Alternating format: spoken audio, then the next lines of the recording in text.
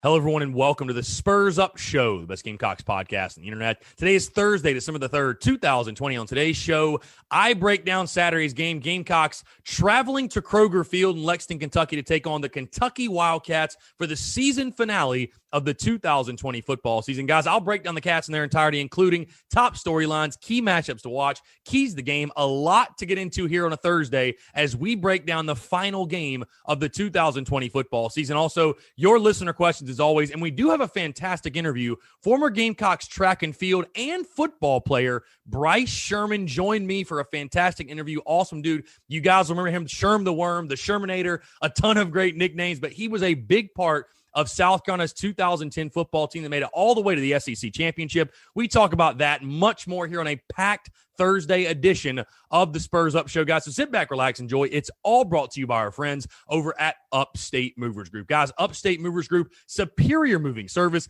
They bring care and attention other companies can't offer because they're just too busy maintaining trucks and profiting off of them instead of focusing on service. Guys, service is what separates Upstate Movers Group from the competition. By the way, they're not a trucking company. They are a moving services company, and they're also employee-owned co-op. Their movers are paid twice the industry average, and everyone on the crew is just as invested in the success of the project as you are. They have dedicated professional crew members, and they offer black glove service. They offer end-to-end packing services, custom crating and packaging for special items, and cleaning services as well. They are founded by Greenville natives and University of South Carolina alumni, guys, so a Gamecock-owned small business. They also offer 20 years of project management moving experience, and they can offer logistics and solutions that traditional moving companies simply do not have the skills for. Guys, whether you're in the upstate or across the state of South Carolina, if you have any moving needs, and we all know when you move, you need the help because it's a pain in the butt, right? You lose things, you break things. You simply just don't want to do it. You need the helping hand.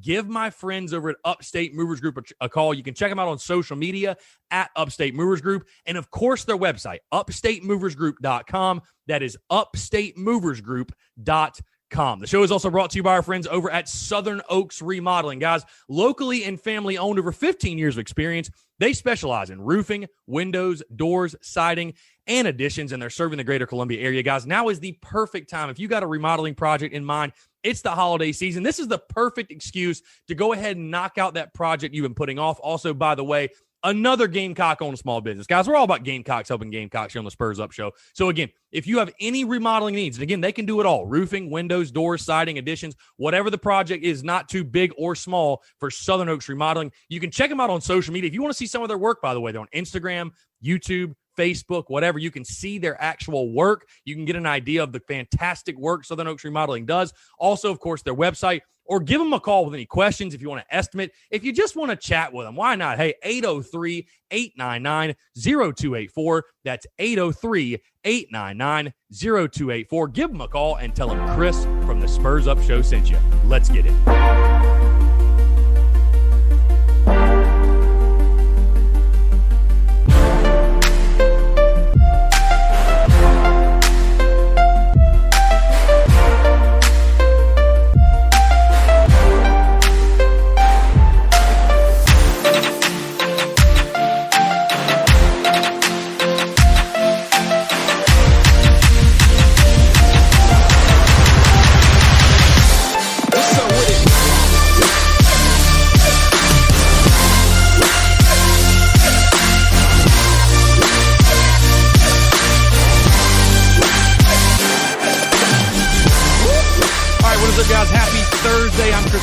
Spurs Up Show, as always. Appreciate you guys tuning in. Got a lot to get into here. The final game preview show of the 2020 regular football season, I should say, because we might have a bowl game, but the last game preview show of the regular season, guys, as we talk about the Kentucky Wildcats. Man, where did the 2020 football season go? I mean, it's crazy, guys. For me specifically, as far as creating content and kind of what we do, as you guys have seen, the schedule in season, it is very much a schedule. It's very much scheduled out, right? You see the same type of content on Monday, Tuesday, Wednesday, Thursday, Friday, all of that. Now, you have to do that, obviously, because there's so much going on. There has to be some sort of organization, correct? But it's crazy because as you're doing that, as I'm doing that, you almost like it flies by. I'm telling you guys, these weeks just fly by and these games just fly by. And all of a sudden, hey, no matter how good, bad, or indifferent the season is, we all love South Carolina football. We all love college football, and we hate to see it go away. we're literally at the last game of the 2020 football season. How crazy that is. And again, I know some of you are saying, thank God it's mercifully coming to an end. And hey, I know a lot of you right now are probably listening, saying, I don't even care what happens on Saturday night. I just want to know who the next head coach is. But you know what? The boys get to strap it up one more time in the Garnet and Black. South Carolina has one more opportunity to get a win in the win column. And folks, that has me fired up here on a Thursday. Again, guys, hope you're all doing well. Hope you're having a fantastic week and a fantastic Thursday. Got a lot to get into, so let's go ahead and dive right into it. South Carolina taking on the Kentucky Wildcats, 7:30 kick on SEC Network in Lexington, Kentucky at Kroger Field. The Wildcats in this one, 11.5-point favorite, over-under set at 47.5. The series history, South Carolina leads this one, 18-12-1. You feel like it should be a lot wider margin than that, but the 5-game losing streak to Kentucky certainly did not help. South Carolina able to snap that a year ago. Last time they met last year, of course, Gamecocks won that one big at home at Willie B, 24-7. Now, they did play a Kentucky team that had not put Lynn Bowden at quarterback yet, but either way, the Gamecocks won that football game 24-7, got the win, snapped the streak, all was well in Gamecock country. You take a look at Kentucky, their head coach, Mark Stoops, who we're all very, very familiar with. I think he's done a fantastic job in Lexington, really getting the most out of his talent and getting the most, I think, out of Kentucky football. Obviously had that really stellar season. I think it was like 2 seasons ago, but he's done a really good job for them. They're 3-6 overall this year. And really, guys, the story for Kentucky, because I'm someone that, I didn't come in this season thinking Kentucky was going to be like world beaters or anything or win the SEC East by any means, but they have been a train wreck this year, 3-6 overall. And the offensive side of the football is really the story behind these Cats, scoring in 19.5 points per game, guys. And here's something even crazier. They're only averaging 115 yards passing per game. I mean, that is mind-blowing. That is baffling how bad that is. That's baffling. You take a look at Terry Wilson, their starting quarterback, averaging just 111 yards per game. Has thrown 7 touchdowns, but only 111 yards per game. Joey Gatewood, which you thought there was going to be a quarterback battle here. I thought Terry Wilson would win the job, but I thought Joey Gatewood would give Terry Wilson a run for his money.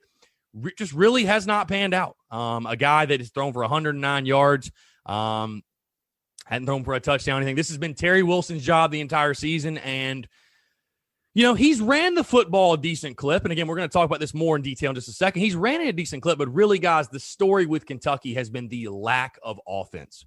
The lack of offense has killed this Kentucky team. So let's go ahead, dive into top storylines. And my first storyline I mentioned at the beginning of the show, guys, again, I know fans are focused on the coaching search and really anything else other than this game. Because listen, as I know, it's been a very rough 2020 season, right? Most of us are ready for this season to mercifully come to an end. But you know what? The top storyline in this one is this.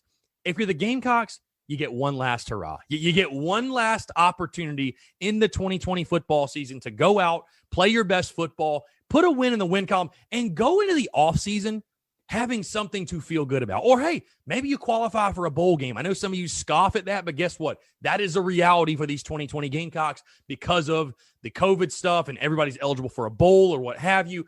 It is a reality for South Carolina. So you do have one last hurrah. You've got one last opportunity to go out there, represent the University of South Carolina. And I expect the Gamecocks to come out fired up, inspired, play hard because, again, any former athlete will tell you, never take a game for granted, because at one point, and this is something that Alex McGrath was talking about the other day. At some point, they're going to tell you can't play the kids' game anymore. They're going to tell you can't put on the helmet and the shoulder pads. So one last hurrah. I expect this team to be fired up on Saturday night and play with that intensity. Next big storyline for me, the health of Shi Smith. I was a guy, I thought Shi Smith was indefinitely 120% going to be out in this game. I thought there was no chance he was going to play. Obviously out last week against Georgia with the concussion stuff, being in concussion protocol. I thought for sure, no way Shi Smith is going to play. Well, Wednesday it comes out. Shi Smith practiced on Wednesday, still in non-contact, but Mike Bobo believes all signs point to go for him on Saturday. So, hey, Shi Smith might be playing. That is something that is going to be very interesting to track as we get closer to kickoff, because that's a big deal. I mean, that changes the entire dynamic of the offense. Even if Shi Smith is 90%, 95%, if he can just get on the field and provide, if nothing else, a decoy, because I expect the Gamecocks to pound the rock, absolutely pound the football. But if you can have that outside weapon and give Luke Doty somebody else to go to, we saw it last week. And again, you're not taking on Georgia's defense yet again, but it's just such an advantage. You can have a guy like Shi Smith on the outside to take some of the pressure off your young freshman quarterback. I'll be interested to see, again, following that closely, because, again, I thought there was no chance Shi Smith would play. But you know what? I will say this. I tip my cap to Shi Smith, because you know what? He could have easily opted out. He could have easily quit on this season. He's had a fantastic year to this point, right? He could have easily said, you know what, taken his ball and went home and said, you know what, I'm good. I'm playing in the Senior Bowl. I'm playing for the NFL. He's already said he's going to leave, whatever, which is no surprise to me at all. He's playing in the Senior Bowl. He's got that going on. He's competing for the NFL, whatever. He could have easily just packed it up. And instead, Shi Smith is literally fighting to play in his last game, to play in his last regular season game, to play in this last game. That, to me, says a ton about the character of Shi Smith. So kudos to you, sir. Tip of the cap to Shi Smith, for sure. Another top storyline for me, and I mentioned Luke Doty, your young freshman quarterback. This will be his second start, but his first road test as QB1. And again, I know it's COVID. You're not going to have a packed house. You're not going to have a crazy environment to go into. And even if you did, it's Kentucky. It's not like you're going into Neyland or Georgia or the Swamp or anything like that. But how does Luke Doty handle it? On the road, again, it's going to be different. You're not at the friendly confines anymore. How does Luke Doty play? South Carolina is going to need an above-average performance from Luke Doty to win this football game. How does Luke Doty build, by the way, off of that first start? Because, again, it was not perfect, and he did not get a lot of help in a lot of different areas. But I think there were some positives to take away and to build off of from that first start. What type of performance does Luke Doty give you this weekend on the road at Kroger Field? Another big storyline for me, and this is a really fun, intriguing conversation, I feel like, because I talked about how bad Kentucky has been offensively, and they've been bad. I mean, you're scoring less than 20 points per game.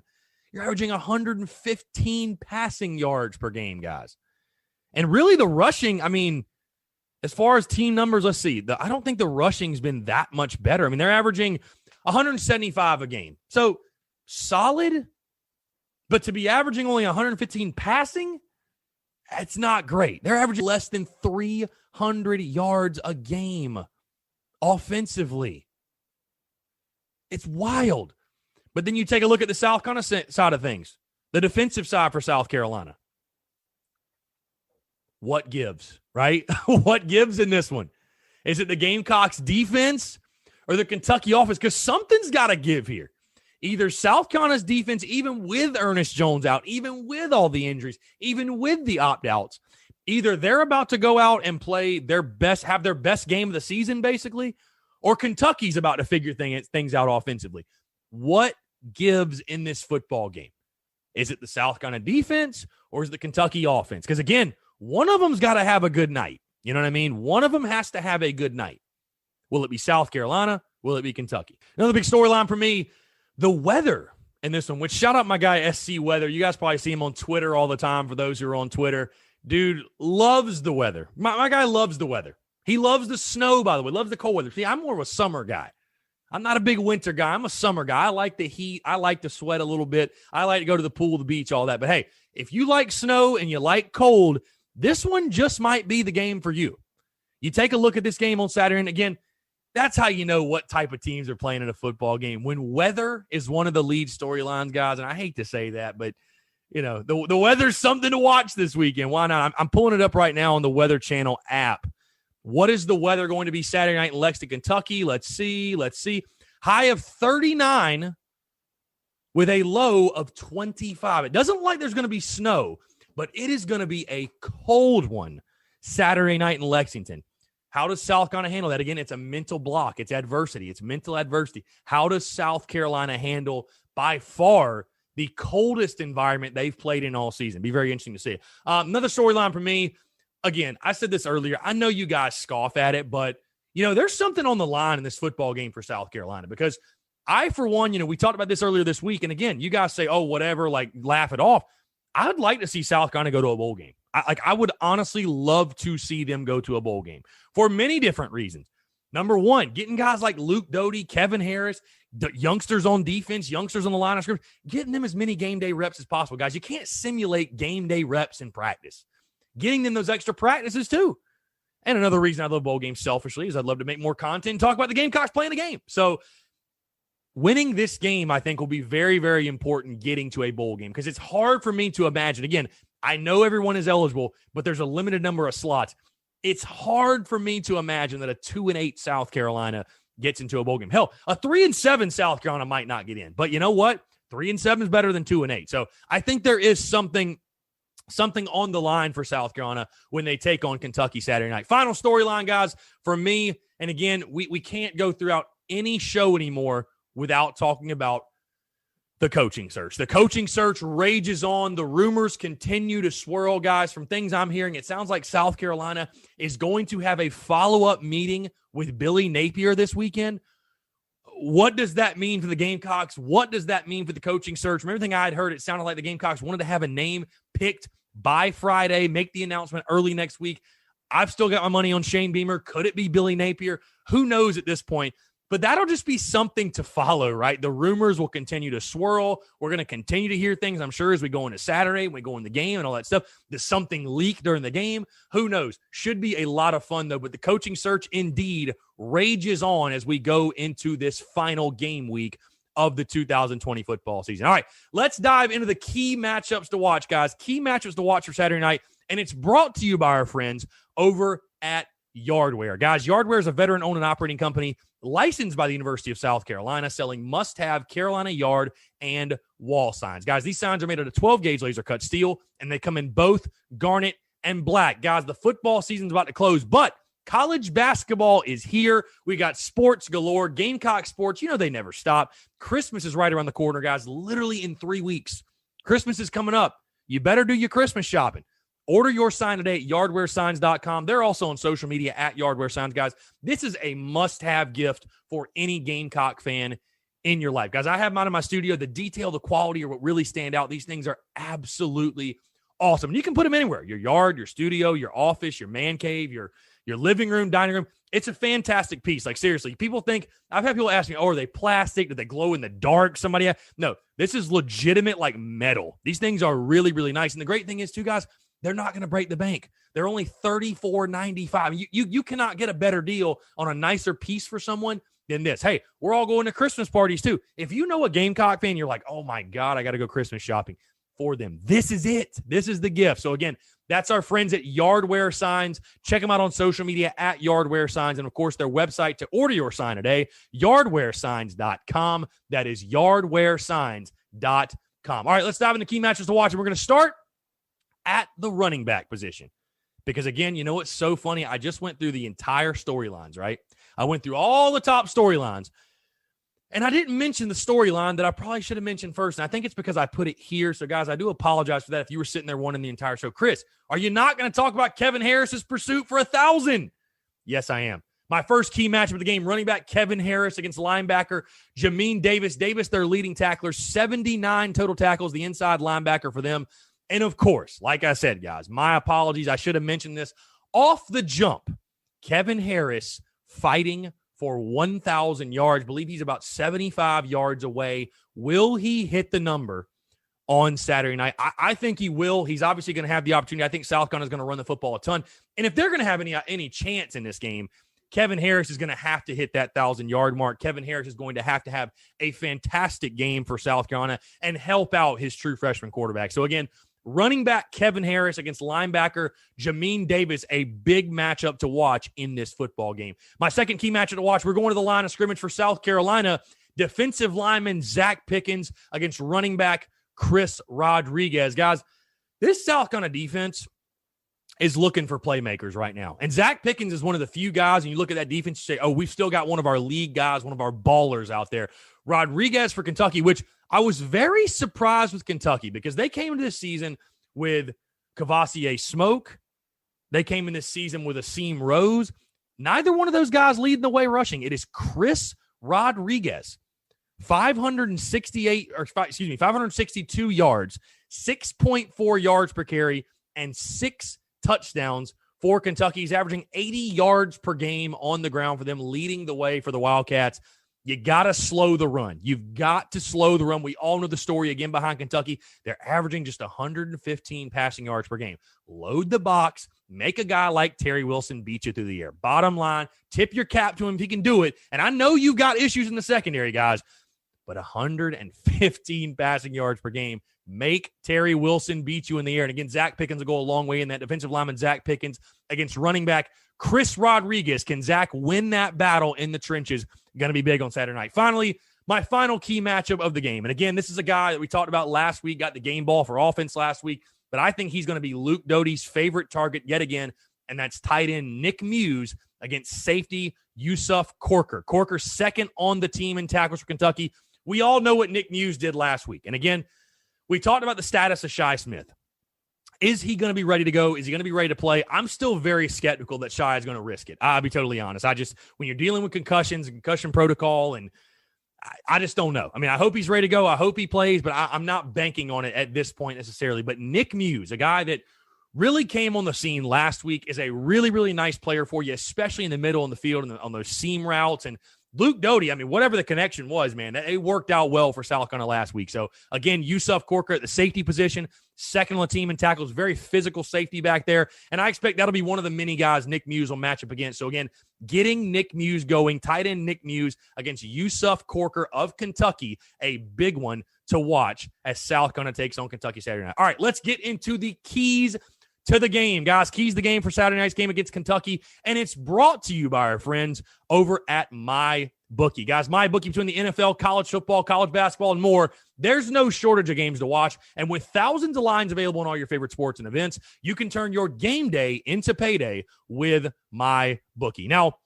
if you're the type of person that likes to back the big favorites, consider putting a couple in a parlay for a much bigger payout. Guys, not only do parlays make meaningless games exciting, but more importantly, they give you a chance to turn ordinary bets into a real moneymaker. And guys, of course, don't forget the underdogs. They have a ton of value. The thing about the NFL and college basketball and college football, really sports in general, the dogs never really are dogs, right? Every team truly has a chance to win, and you do as well. Game spreads, championship futures, and player prop bets. It's never too late to get on the action and start turning your sports knowledge into actual cash in your wallet. Guys, you can sign up today at mybookie.ag, and when you do, use the promo code Gamecocks to claim a deposit match dollar for dollar all the way up to $1,000. Guys, it's a win-win. It's a no-brainer. It's a bonus designed to give you a little help and a head start in your winning season. Again, that's promo code Gamecocks.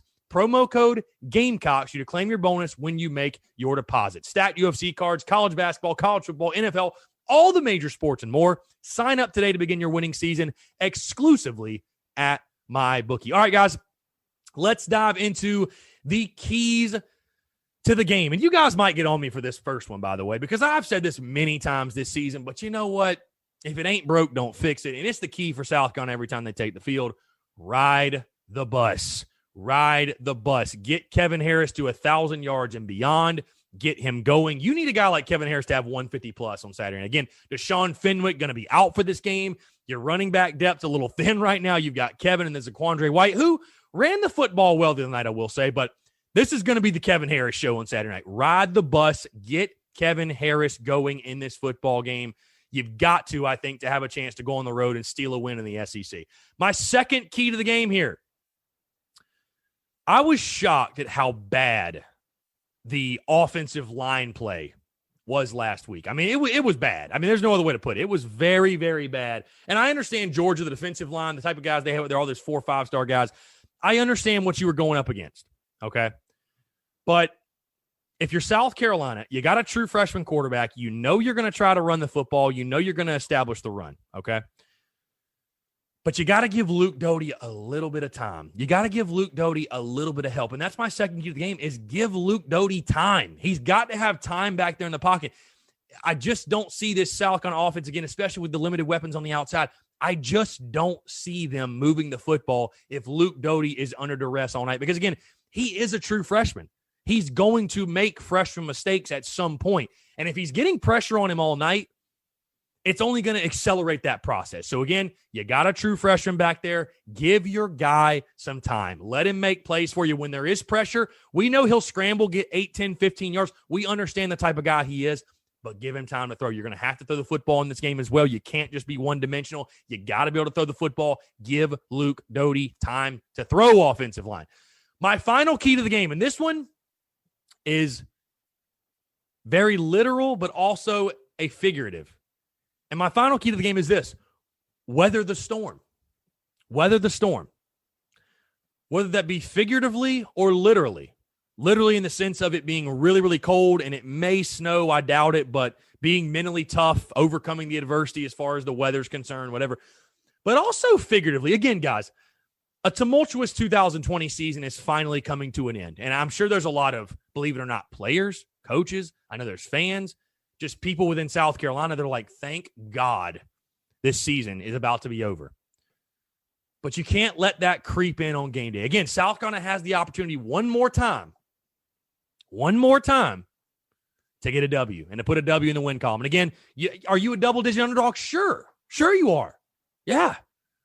But who gives a damn? Going on the road, never know what can happen, true freshman quarterback. Weather the storm. Don't let the negativity, don't let the turmoil creep into your mindset and your mind. Play the brand of football you know you can play. Come together. Play for the name on the front of the jersey, not the back. Come out intense, fired up. Play like it's your last game of the season, and let the chips fall where they may. So, again, my keys to the game. Ride the bus, give Doty time, and weather the storm. Guys, that's my preview on the Kentucky Wildcats. I will have my prediction on tomorrow's show. Can South Carolina close out their 2020 season with a win over Kentucky? I will answer that question tomorrow. All right, let's go to your listener questions really, really quickly. P.Doran26 says, if Beamer is hired, who might he bring in as his OC and DC coordinator? Well, the rumors right now are OC Garrett Riley, which would be a fantastic hire. I think that'd be a home run in my opinion. DC is where it gets tricky. We've heard the names Charlie Strong, Bud Foster. People have said Ellis Johnson, which I don't think would ever happen. But I'm not 110% sure on the DC side of things. But OC, I think, would be Garrett Riley, and I think that'd be a home run hire. So who knows? We'll see. Rylan_9. What is one thing you hope for on Saturday night, energy, effort-wise, and a realistic Doty stat line? Yeah, I mean, I just want to see the guys play hard, man. I want to see the guys ball out and go balls to the wall for 4 quarters. You know what? Again, play your ass off. And I think if South Carolina does that, this will be a competitive football game. I was shocked when the spread came out. Was shocked that South Carolina was a double-digit underdog. I mean, listen, I understand. You're going on the road. It's been a tumultuous year. You got a true freshman quarterback. Hell, you're depleted as all get out on defense. But Kentucky's been a train wreck, man. Let's not pretend like South Carolina's playing Georgia again, okay? So, go out there, play your tails off, let the chips fall where they may. And a Doty stat line, I'd like to see Doty get loose a little bit. I think he's a kid. Listen, the secondary is the strength of their defense. So if he can throw for 200, I think that'd be an awesome stat line through the air. Rushing for 50 or 60, I think that'd be awesome. So I would love that stat line for Luke Doty. Protect the football. That'll be the biggest thing for Luke Doty. Just protect the football. Rylan also asks again, would you want our in-state or out-of-state recruiting to get better and predictions for 2022? I want them both to get better. It's kind of tough to answer because I don't want one to suffer. Both are important. You need to keep in-state guys home for obvious reasons, and you need to get blue chippers for obvious reasons. Predictions for 2022, man. Let's get through 2020 and get to 2021 first. 2021, though, I think South Carolina will make a bowl game. I do. I think they'll make a bowl game. I think that's very realistic expectations. D_Boosh_. How's the backfield going to look next year with Harris, who should remain RB1, and Lloyd? I think it's going to look really, really good. No matter who RB1 is, whether it's Lloyd, whether it's Harris, I think it's going to be a 1A, 1B. I think it's going to be one of the best backfields in the entire SEC. Very excited. TGH_3. Why is no one talking about what is going on with Green and why he hasn't returned? I think he's just hurt, man. There's nothing to talk about. He's just hurt. Gerard Green is just hurt. So it is what it is. Dirty Rice. Does Carolina deserve to be in a bowl? Who gives a damn? They deserve it. Let's get in a bowl. Who gives a damn? Get in a bowl. Jack.Dancer. Chris, plant the seed out there that DJ should coach defensive backs. I've seen this a lot, guys. DJ is still playing. DJ Swearinger. He's still playing. So I don't know if DJ Swearinger wants to retire early to come coach defensive backs in college. I highly doubt it. But, hey, one day I'd love to see that.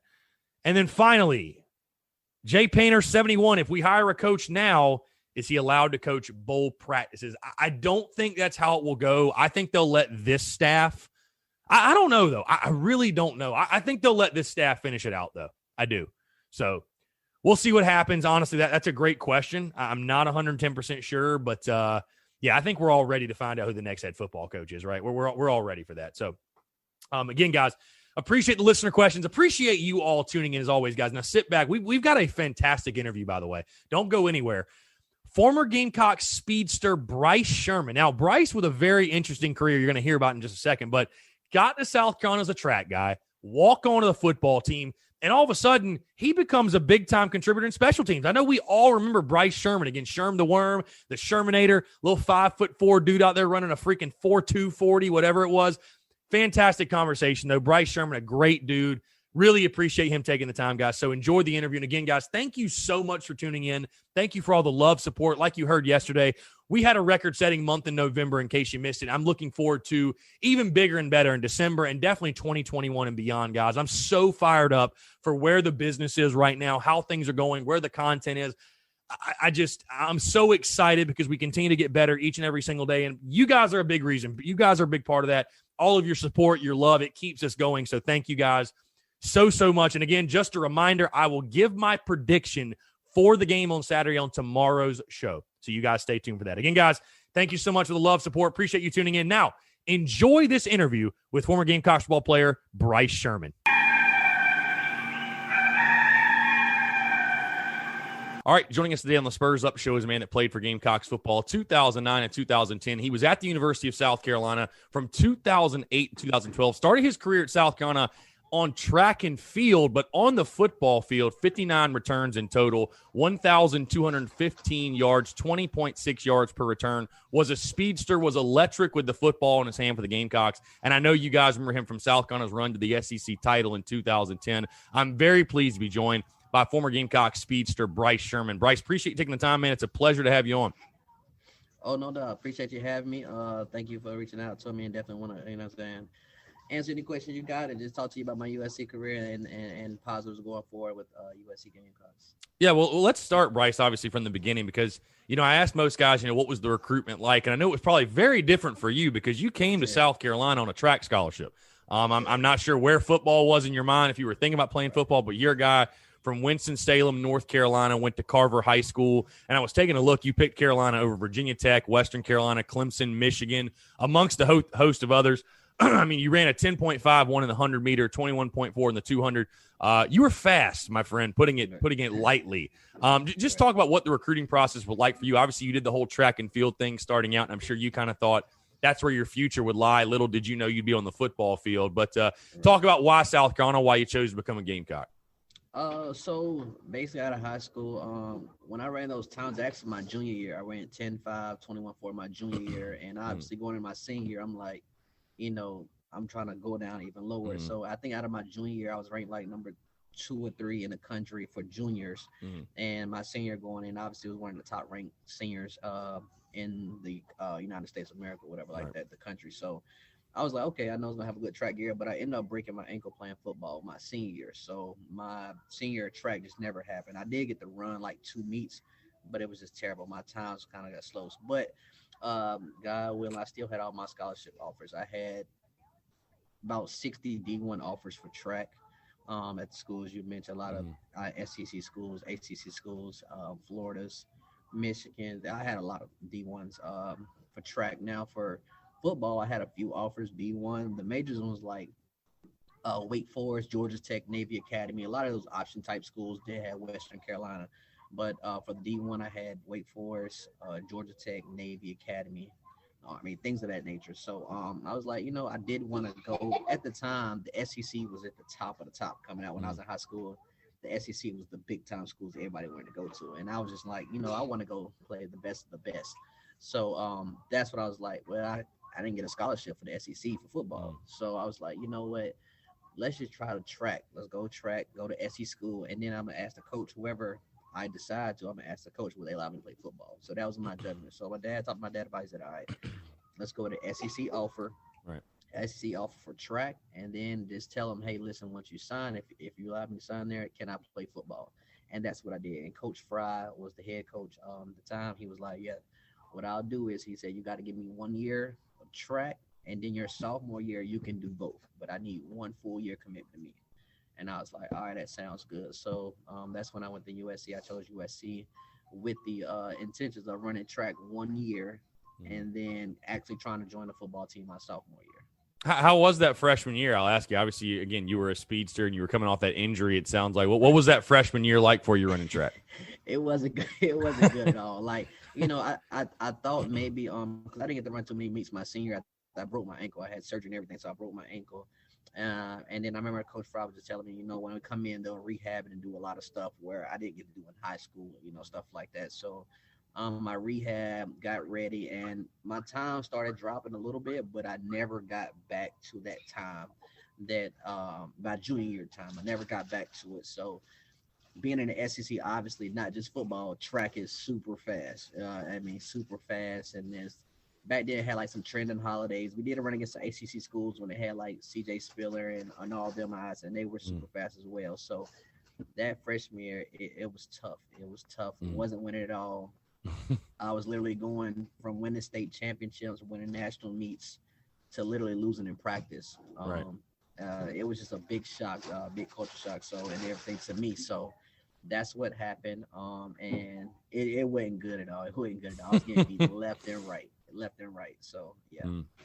So going in 2009, fall 2009, Bryce, when you joined the football team, just talk about that conversation with Steve Spurrier. Obviously, again, Coach Spurrier was building up what culminated obviously in 2010 and beyond, building up that program. You joined the team fall of 2009 as a walk-on. Just kind of talk about how that process went along. Did you go to like an open tryout? Was there conversations with Coach Spurrier, or what were those conversations like? Just talk about that whole process as far as joining the South Carolina football team. Right. Well, it was really weird. So obviously I knew, being that I ran track, we were in the quads right beside the football players. So I've seen a lot of football players. And I used to hang out with the only football player I kind of really knew mostly I knew Alonzo because he went to school with me. But when I first got to school, I was really hanging out with Melvin Ingram. We just every day was hanging together. Like, I know it's a super weird combination, but we hung together every day. And I remember I first started telling him about football. He was like, just go ahead out there, see what you can do. But I had a highlight tape, and I was like, before I walk out there, I want them to kind of know and what's going on. So I kind of started getting cool with all the football players, but then I started getting cool with Eric Norwood. I don't really know how we got cool, but we started getting cool. I was like, hey, Wood, hey, take this tape down there. I mean, you the superstar. So take this tape down there. The big dog, take this tape down there, give it to the coaches, and just, see what they see. So he was like, all right, I got you. And every like week or so I see him like, Wood, did you do it? He was like, yeah, I'm gonna do it. I guess he finally did it. And he was like, yo, I finally did it. They might call you and they might not, and go from there. So I was like, all right, that's the best. So I waited a little bit, and then luckily Coach Beamer, I guess he gave it to Coach Beamer. Coach Beamer seen the tape, and then Coach Beamer was like, you know what, a senior highlight tape, you're really good. You know what I'm saying? Definitely want to see you come out, see what you got, and go from there. So I think I think at the time, I don't even know if he's there, Jamie Speronis was out there. Yeah. He's over like the player personnel or something like that. And then I got a call from Speronis and was like, hey, they're having an open tryout. They just want to see me go catch a few passes in the stadium and catch a few punts and just see what I can do. And that's how I started. So I went out there, did that, and it was like, you know what? We can see you, you know what I'm saying, working out. So you can come out to the first practices that we had in the summertime and lifting weights and just walk on and go from there. And that's what I did. I really had no intentions because I was done with track at that too at the time. So to stop there with my old coach, he didn't even renew my scholarship based off it was based on a lot of stuff. You know what I'm saying? A lot of people, I think in the media was saying I did something bad. I really didn't do anything bad. I wasn't arrested or anything like that. It's just I broke my ankle my senior year, and my times were just not the same. But I still was football. I knew I could still do football, but my times on the track was not the same. So I actually had my intentions going into that football season to actually transfer out in January. I was that summer, I was kind of in contact with Georgia Tech. I called Wake Forest, but they could not get me in August. So they was like, we can get you in January, you know what I'm saying, but we can't get you in right now, August. So I was like, all right, I'm going to just play football here at South Carolina. Just walk on, get some reps, maybe just scout team. I had no intentions it was going to go how it was going to go. So I was like, let me just get my body right, lift weights, so I can get ready and transfer out to one of those schools in January. And I was going to just go to either Wake Forest or Georgia Tech at the time. Right. And then next thing you know, just the ball started rumbling and just started picking up steam. And I remember like we was just practicing. I think Coach Spurs was like, he did something because I don't think the coaches were allowed, but he seen me. He was like, I'm hearing good things about you. Just keep working. You know, he got his voice that he like, I'm hearing good things about you. You know, keep working. I was like, wow. So I called my dad. I was like, Coach Spurrier, talk to me. I was like, Coach Spurrier, see me and talk to me. Told me he's hearing things about me. Keep up the good work. And I was thinking in my head, like, man, like I might, you know, if things go really good, I'll stay here. But my whole intention was to actually get out of there and to go to Wake Forest or Georgia Tech to play football in January. So, and as you know, just the ball got moving and stuff like that.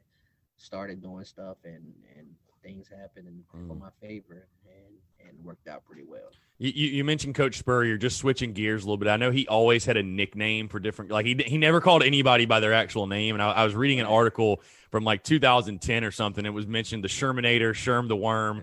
Like what did Coach Spurrier call you? Did he have anything like interesting he would refer to you as? He called me Shermy. He called me Shermy. He just called me Sherman. So a lot of the media and then like fans, they'll call me Shermanator, things like Sherman. Made up the nicknames. You had some good nicknames. Yeah, but Coach Spurrier himself, he called me Shermy. He'd be like, hey, Shermy, how you doing today? So what position did you play in high school? Were you wide receiver or tailback or?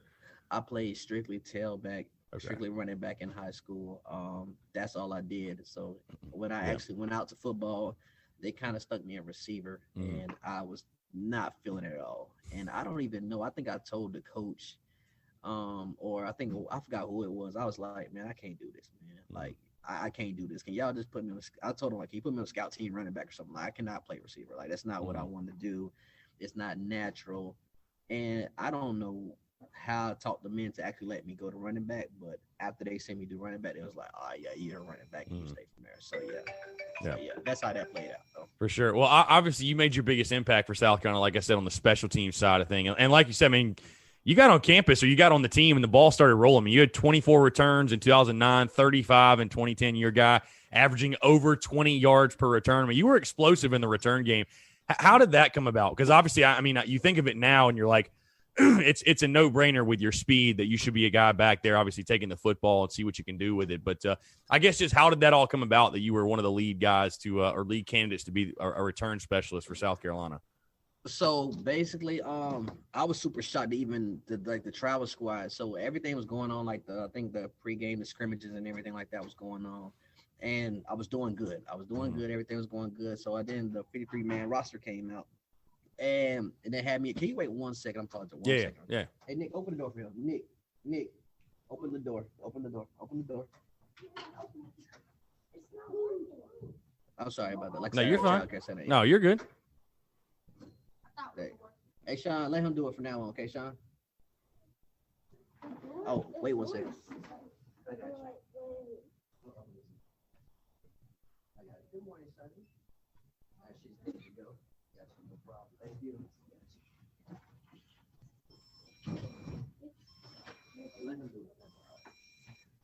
All right, I'm back now. Oh, you're good. Right, you're good. So how that all went down, like, again, I was super, they had to put out a little paper, was like, hey, guys, this is who's going to be the travel squad, and I seen my name, and I was like, what in the world? Like, what I'm doing? Like, this is real now. This is real. And I called my dad, like, Dad, they actually going to travel me, you know what I'm saying? I'm thinking I'm just out here getting reps to get ready to transfer out, and they put me out there, and then that's why I started my special teams. But at the time, the starting kick return was Chris Culliver. And Chris Culliver was in front of me, so I was behind him. But I was on a punt block and punt return, things like that. So that's what happened at the time. And I'm sorry, is that somebody? Okay, wait a second. I'm so sorry. No, you're good. You're good. You're good. Yeah. Yeah, you can open for him. I'm sorry, like I said, I got child kids. I got parents. No, yeah, you're good. Hey, I get it. You're good. No, it's all good. Hey, guys, y'all come on here and wash your hands real quick. Wash your hands. I'll check your stuff. I'm on a Zoom meeting right now, so just sit anywhere right now, and I'll get you so done. Yeah, you go to the back. Yeah, so I'm back now. So that was cool. Chris Culliver was in front of me at the time, and then he had me on punt return and things of that nature. So did that. I think what happened, I don't know if it was my freshman year or my sophomore year, but something happened with, like, I think Chris Culliver and like Wesley Saunders. some NCAA thing happened. Right. I don't know. I think it was, I forgot what it's about. The Whitney Hotel thing, I think it was. Yeah, that's what it was. It's like a hotel or something like that. So Yeah. it kind of messed up. So I think Spurs at the time we had a really good shot. Spurs was like, he's not going to risk playing these guys. So he was like, I mean, it was my time up, and I'm looking like, are you serious? Like I'm really about to be out here. And that's how I started and go from there. And I think from there, Coach Spurs put me in, and then I took on those duties from there. So yeah. How did you like it? I mean, being an SEC football player, like I said, you didn't even expect to make the team, and now you're 80,000 people. You're on national TV. I mean, I'm sure that had to be a wild experience. It definitely was. I actually, our first college game was obviously versus NC State, and we played at NC State. So I was shocked at NC State, and I remember I was telling the players, first of all, I was super shocked that we flew. That was a major. Like, first of all, I think I probably flew like on a plane like maybe once or twice to Disney World when I was a little kid. But I was super shocked that North Carolina, South Carolina is right there, and we flew, and then seeing the police escorts. This was just like, I was like, wow, like, what do we have police escorts for? Why are they shutting down the traffic for us? Like, is it that serious? So then we went to NC State. We played. I think Russell Wilson was their quarterback that year, and the fans were going crazy. It was like a whiteout or something like that. But I was remember talking to the players like, man, this is a big stadium. Like I've never seen this before. And they was like, I think I forgot who it was. One of the linemen was like, Sherman, this is nothing. This is the ACC school at the time. You know what I'm saying? It was like, it's not a lie. He was like, we played Georgia the next week. And he was like, just wait till you go to Georgia next week. I mean, it's double this. It's like crazy. And I was like, really? I was like, can't be louder than this. And next thing you know, went to Georgia. And then we played them. It was loud down there. And just being in those stadiums is very coming from Carver High School. It was wild. Playing on TV. My parents get to watch me. It was a really, really great experience that I enjoyed going to those stadiums, very loud stadiums, very big stadiums, stuff like that. So I enjoyed the whole process. Something I will never forget. I always remember those times and cherish those moments when I was at these different stadiums with my teammates and going from there. Yeah, for sure. I was going to say, too, just to mention, 2009, you didn't just make an impact on special teams. You actually had a big play against Arkansas, 48-yard pass reception against them. Just if you want to talk about that really briefly. Again, like I said, I know you just sort of touched on it, but going from running track, not even sure you're going to play football, not even expecting to make the team, to you're literally making big plays in SEC games. Like, you're not just on the team. You were making impact plays for South Carolina. And, again, you get the chance to catch a pass and 48-yard gain against Arkansas, which was your only catch of the season, but you made it count. So. Right. Yes. Good. Hey, a good catch average. That was a pretty good catch average. 48 yards. Yeah. Pretty solid. Spurrier leading up to that, I was doing every time I touched the ball, like I was gaining like 15 to 20 yards, but it'd be like one time a game or something like that. And Spurrier used to tell me like, listen, he always say like, I got to get you the ball. You say you're averaging about 15, 20 yards a carry. It's only one carry, but I got to see what you can do. And I remember my first carry came in the second game. And I knew over the time, like Spurrier started building a little trust in me. And I remember, no lie, like my second season, we played as Georgia, the second game, Coach Spurrier put me in the first quarter at running back. And I was like, he told me to stay beside before the game. Just stay beside. I'm about to put you in early. I just need to see what you can do. And I'm looking like, are you serious? He was dead serious. And I remember Coach Graham was the running back coach. And he pulled me to the side. He said, listen, Coach Spurrier told us in the meeting, he's going to get you the ball early. Like, be ready. And I was like, that really solidified right there. I was like, I know Coach Spurrier, he got a lot on his mind, stuff like that. He might just be talking. But Coach Graham, when he told me right before the game, he was like, hey, listen, stay beside us the whole time. He's going to put you in early. Go from there. Because he wants to see what you can do. And I was like, whoa. So it was literally like the second or third drive. He put me in and literally gave me the ball. And I'm looking like, this is wild. And then he put me in again. The second quarter, I got another run. And then, but each week, little things, he started building more confidence in. And then that Arkansas, which you just spoke with, that's what kind of really broke it open. He put me in, I was like second, third quarter. He put me on a screen. And it's a really quick screen that we've been practicing. And then I made a few moves, and then got out of there, squared out of there for that 48-yard game. We lost. But Spurrier after that game, he told me, he said, I like what I seen. And he was like, we're going to start moving you more. using you more and things of that nature. And that's when I really started realizing in practice, I wasn't even on scout team no more. He took me off a scout team and had me practicing with the first team. And that's something that haven't happened all year. You know what I'm saying? And literally from that 48-yard pass, I was strictly off a scout team. From there, get reps with the first O. And each game after that, I think the next game we played Florida, and we started off in like this weird formation, but that was like my official first start when we played Florida. I got my first start versus them, and I got like maybe 2 or 3 runs early in the first quarter with that. And then from there, he just started trusting me a little bit. Like I think in the bowl game we played, I was the second back on the depth chart, and I got in the second drive, and I'm playing a lot. I think I got like 3 or 4 carries that game. So going in, I was like, he's really starting to trust me a lot more now. And I remember talking to my dad after that bowl game. He was like, yo, he's really trusting you now. Like, he's starting to see what you can do. That sophomore year coming up, I mean, you better be ready. You know what I'm saying? Then it was like, well, we talking about transfer. What are we going to do? And we talked to him, and next thing you know, but this before all that. And then I think Spurs said something, he's going to give me a scholarship. He asked me what my plans were. I was like, Coach, we're about to go. And I think said something about the scholarship, and he was like, we're going to offer you a scholarship just to have you stay and go from there. And then the rest was history. I called those schools. I'm like, hey, listen, Coach Spurrier, he offered me a scholarship based off that. I had no intentions, again, because I was in communication with them, thinking I was going there in January, trying to get my paperwork throughout the season now. Throughout the season, we're playing games. My dad is taking care of my paperwork, making sure, I'm saying I can be enrolled in January at one of those schools, 2 schools. And I think I was just going to Georgia Tech at the time. I think Paul Johnson, I think the Navy coach or one of the Navy coaches was recruiting me there. He went down to Georgia Tech, and that's how I was going to go. So I was already in contact with them, just thinking, and then the season started picking up momentum. Spurrier offered me the scholarship, and then that's how I stayed. For sure. So I want to get into that 2010 season really quickly, Bryce. But before I do, I want to ask about this because you're a guy, obviously 5'4". So you're talking about playing SEC football, and it's funny you talking about hanging with guys like Melvin Ingram, and so you sort of knew the way the dudes in the SEC were built, like they're monsters, especially the defensive linemen, those guys up front. Yeah. Just talk about playing as I'll just say an undersized guy. Did that ever motivate you coming up? Was that a chip on your shoulder? Because I was a former college athlete, and I played with guys that were shorter, if you will, and they talked about how that fueled them, if you will, like, and used it as a chip on their shoulder. Did it ever, did that ever occur to you? Did it impact you at all? I mean, I know it's just something you just kind of grow with and deal with, but I mean, what was it like for you?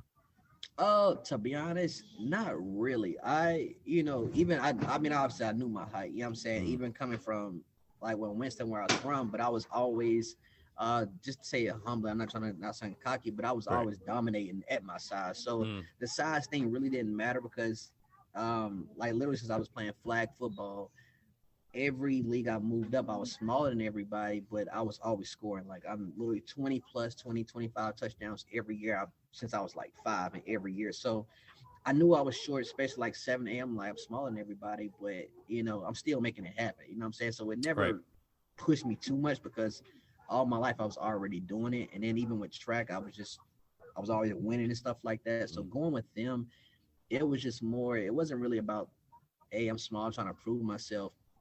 I always had the confidence that I knew I was good in football.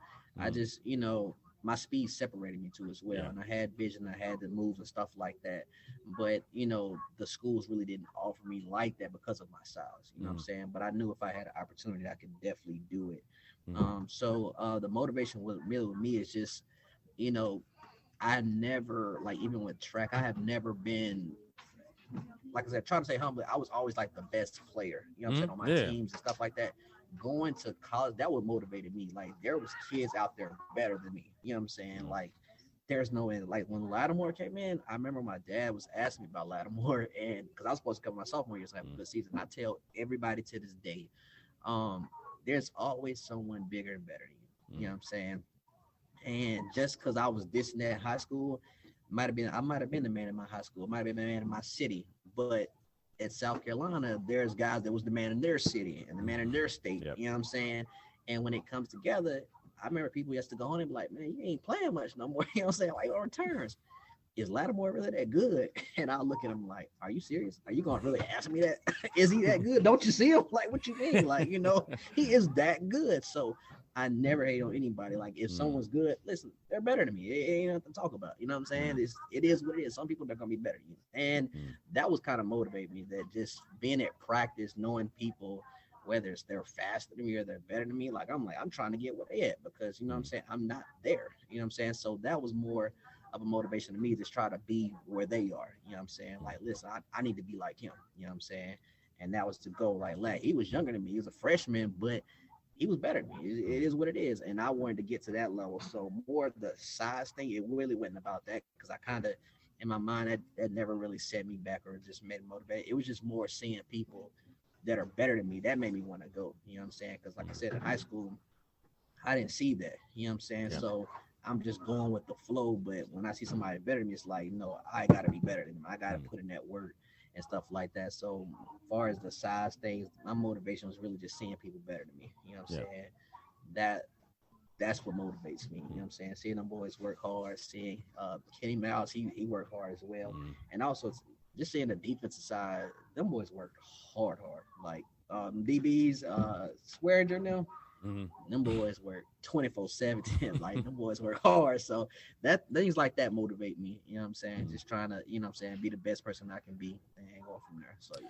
Yeah, I was going to say, though, you did make a big impact in 2010. I think you started all 14 games. You're the main primary kick returner, 35 returns, 713 yards, average over 20 yards per return. Yet again, and obviously you were a big piece of that Gamecocks team that went to Atlanta, went to the SEC championship. And Bryce, you're still, a member of the only team that's done so in South Carolina history. I want to ask you just about that 2010 season as a whole, the road to the SEC title. We could spend the entire show. We could spend hours just talking about that 2010 season, the Alabama game, and beating Florida and going to Atlanta, all that great stuff. But just talk about your favorite memories from 2010. Again, you were a big piece of that. Like you said, you got to, be in the meeting rooms and watch a guy like Marcus Lattimore blossom into the star that he was, and Steven Garcia and Alshon, and just the names go down, some of the greats in Gamecock history. But you were a part of that ride and obviously made a big impact as South Carolina went to Atlanta and took on Auburn. I know it didn't end the way you guys wanted it to, but still the only Gamecock ball team ever in school history to do that. Just talk about that 2010 season a little bit. It was special. We knew we had a good team that year. And we had our defense was stacked. Our D-line, we knew our D-line was going to be good. At that time, I think we had Lottie, Devin Taylor, Melvin Ingram, Travian. The linebacker stacked with Shaq Wilson. I think Devontae was like the Spur or Antonio Allen and them. And we just had a stacked defense. So we knew the defense was going to – yes, you can go. Yes, you go. We had a stacked defense. Then offense-wise, we had the puzzle. We knew we had Garcia was throwing that thing.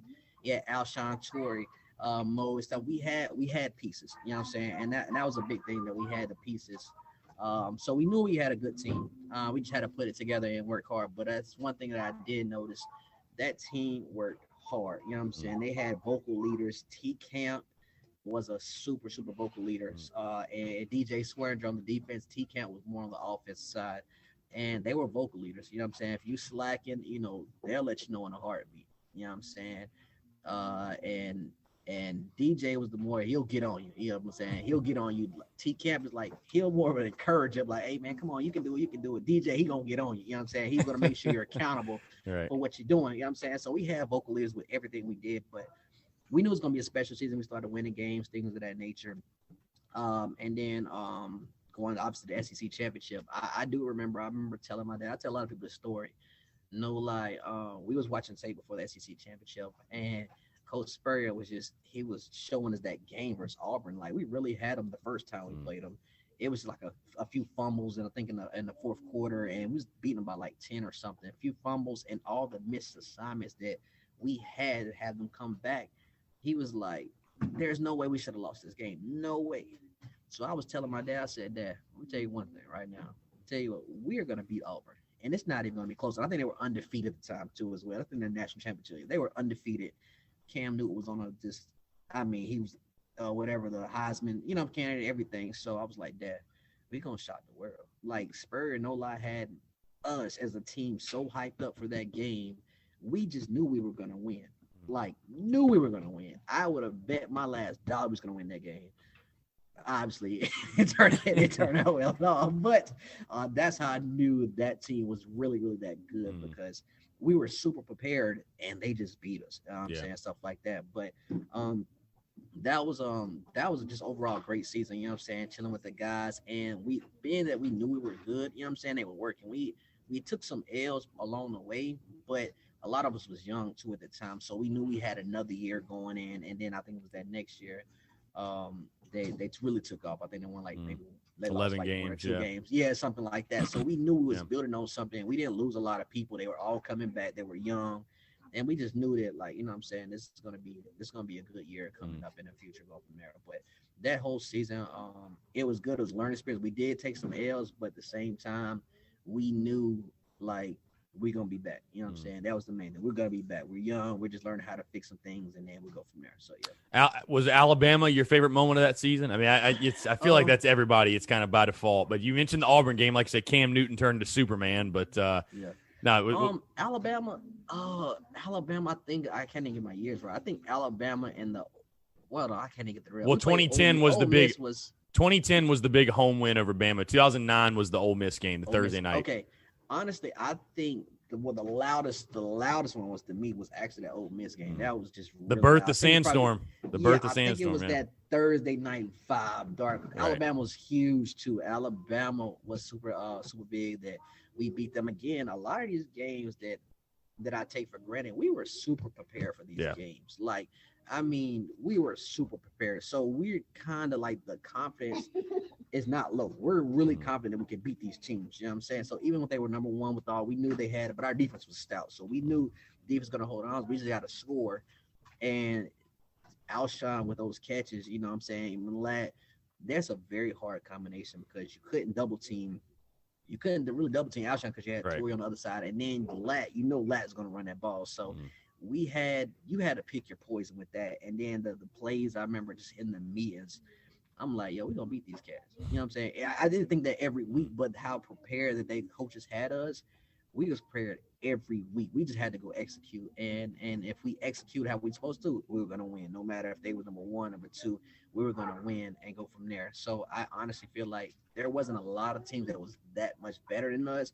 They probably just executed better than us. That's why I said I knew when players got older, it was going to be hard to beat them because we're better, we're faster, stronger, and we know how to execute those things. So, yeah, but we were really prepared for that. But that Alabama moment was huge for us as a team. We were super excited about it and go from there. So, yeah. Yeah, for sure, Bryce. I want to move into something a little bit different. 2011, I was actually just looking at an old article. Just give fans an idea, because I even forgot about this too, just what happened in 2011, because I think from the article I read, there was like some over-recruiting and like your scholarship ended up not getting on, because people don't realize when you get a scholarship, it's not like a 4-year agreement. It's literally a year-to-year thing they have to renew. Right. Just give fans an insight, like I said, what happened, because that was something even I forgot about. As far as because again, you were at South Carolina, like you said, till 2012. You graduated, which is awesome. You took care of business in that regard. But what happened in regards to the scholarship thing and just as far as being on the football team? Like, what was the situation there? So honestly, so what happened was I had at the end of the season going in, coach. I remember I talked to Coach Baronis, and he was just saying, "Hey, listen, we signed a lot of guys." Now he said, "Listen, it's not saying we're pulling your scholarship or anything like that, but we're just gonna put it on hold." I think everybody was doing renewals and stuff like that. Everybody was doing renewals for their scholarships. And then when I came in to do mine, he was like, "Hey, it's a year-to-year basis, but right now we're just gonna put it off on hold." You know what I'm saying? He says that we're not taking your scholarship. We're just gonna put it on hold and explore some options. You know what I'm saying? And just go from there. That's all he told me. And I was like, "What that mean?" He was like, "Well, like I said, we oversigned." He was like, "We signed a lot of kids, but we're not taking your scholarship. We just got to figure out how we're gonna put you in there." That's what he told me. And I was like, all right, cool, that's fine. I'll just come back another day and just let y'all keep me updated. But some time went by, and then I talked to my dad. My dad was like, well, listen, you don't want to get caught. You know what I'm saying? Basically, my dad, you know what I'm saying? He was like the person, my mentor I always talked to. Yeah. He knew about a lot of this stuff. So he was like, listen, just in case, you know what I'm saying? He's reading the articles. He's seeing it's a lot of oversigning. He was like, listen, you know what I'm saying? We can't wait till the last minute. Say if we wait all the way to August and then they be like, hey, we're not going to renew your scholarship. Then we're just stuck.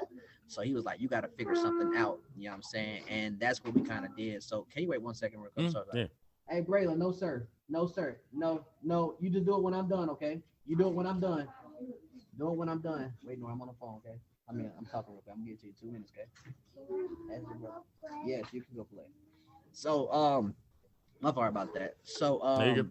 that's what they was telling me. So my dad was sitting here like, listen, it's taking a little longer than normal. We don't want to get caught in a situation where they wait to the last minute, because I think they were still waiting on other kids to figure out what they were gonna do, incoming freshmen. And some kids were lingering out. He was like, well, listen, if they wait to the last minute and then, you know what I'm saying, you locked in, you can't transfer nowhere. It's going to be too late. You know what I'm saying? He was like, listen, you're going to have to give them a kind of a decision what you're going to do, or you have to go ask them, hey, listen, what you guys going to do? I don't want to be in a situation where I'm caught in the hole right 2 weeks before school start, and then you don't renew my scholarship. You know what I'm saying? And it was just saying like, listen, we can't, we're just up in the air right now. We cannot commit to it. You know what I'm saying? And that's how it all went down. It was like, you know, if they can't commit to it, then we have to figure out. But I think eventually what happened is, I think was doing summer school or something like that. And since they didn't commit to it, I had to pay for my summer school. And then my dad was just like, man, it's just not, it's not looking good. And then eventually was like, we had to kind of pull the plug on us. Like, listen, man, we can't wait this long. We might just transfer out. We got to find other options or something like that. And that's what happened. And then they eventually did. I guess those kids that were over signed, they didn't come in. They never came in. So the scholarship was still open.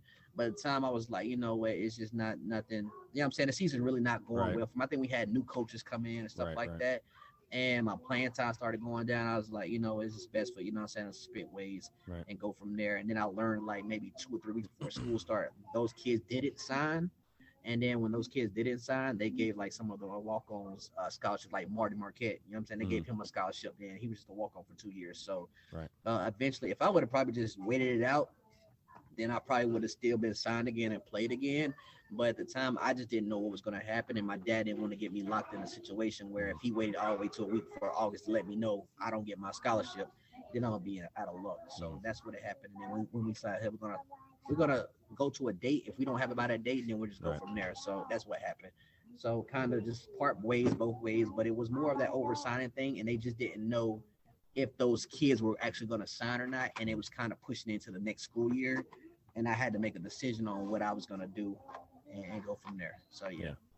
No, yeah, makes sense. Makes sense, Bryce. No, it makes sense for sure. So that's what I was. I know some media was saying, oh, I quit or things like that. But no, it was really about the scholarship issue. They just didn't know what they were going to do. They were waiting on other high school kids to figure out what they were going to do. And these kids were, I guess, as they should, lingering, taking their time, trying to figure out what school they're going to do. And they was putting mine on hold just to see what they were going to do. Yeah. So, yeah. I got you.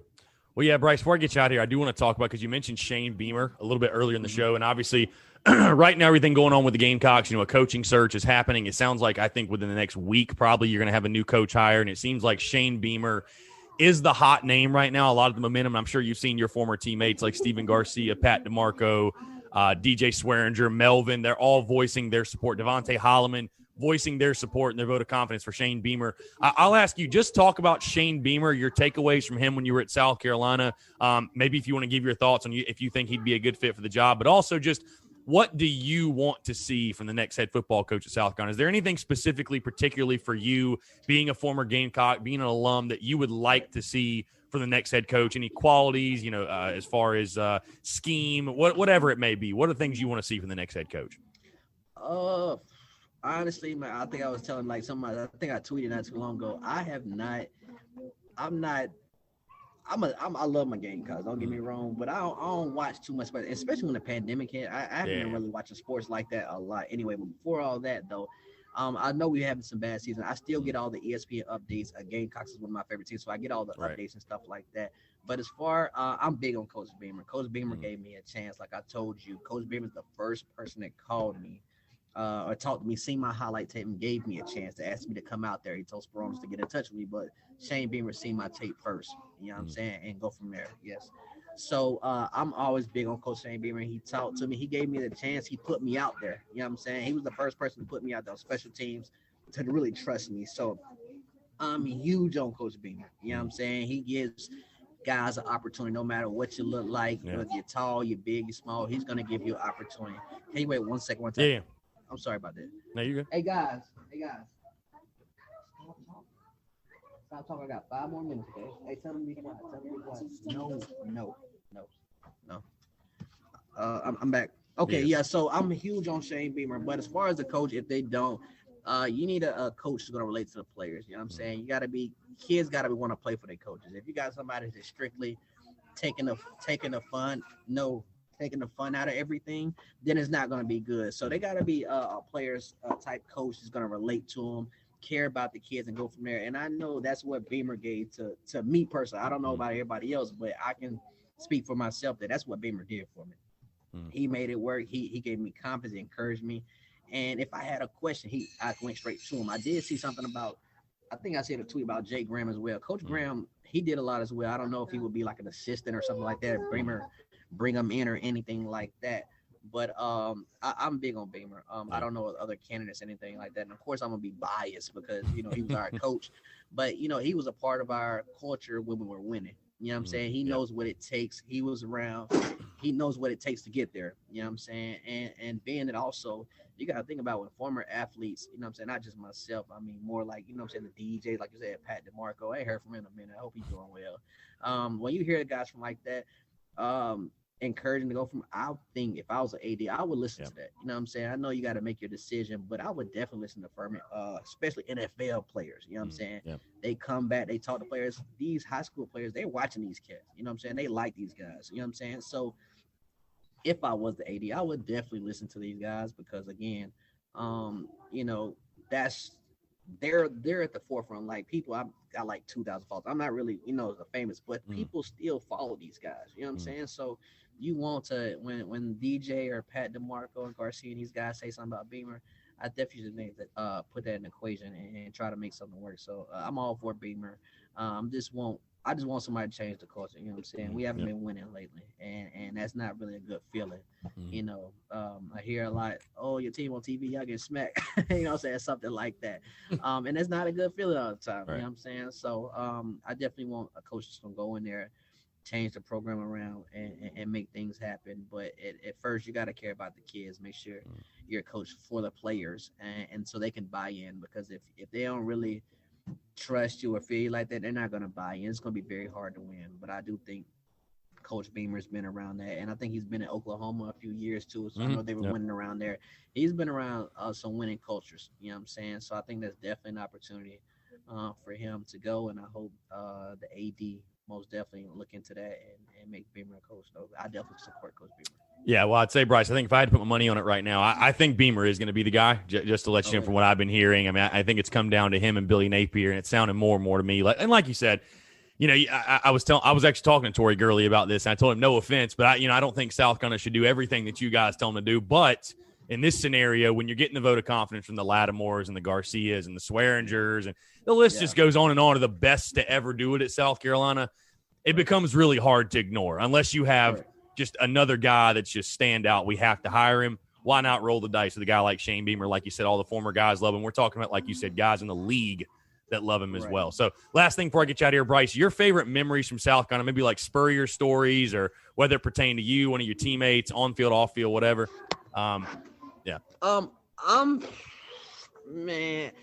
I don't know.